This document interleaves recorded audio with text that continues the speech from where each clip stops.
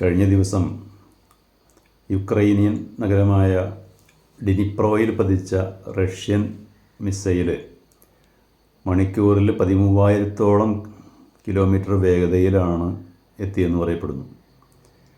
അത് വിക്ഷേപിച്ച് ലക്ഷ്യത്തിലെത്താൻ വെറും 15 മിനിറ്റ് മാത്രമാണ് എടുത്തത്. റഷ്യ പ്രയോഗിച്ച പുതിയ ആയുധത്തിൻ്റെ ആദ്യ സൈനിക വിലയിരുത്തലിലാണത് പറയുന്നത്.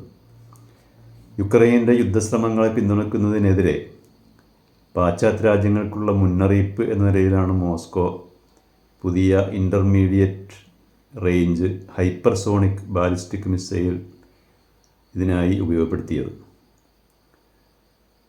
യുദ്ധം ഏതാണ്ട് 3 വർഷത്തോടടുക്കുകയും റഷ്യക്കകത്തെ ലക്ഷ്യങ്ങളിലേക്ക് പാശ്ചാത്യ സഖ്യകക്ഷികൾ വിതരണം ചെയ്ത ലോങ് റേഞ്ച് മിസൈലുകൾ യുക്രൈൻ തൊടുത്തുവിടുകയും ചെയ്തതിന് പിന്നാലെയാണ് ഈ പുതിയ ആക്രമണം. മിസൈലിൽ 6 യുദ്ധോപകരണങ്ങൾ സജ്ജീകരിക്കപ്പെട്ടിട്ടുണ്ടായിരുന്നു.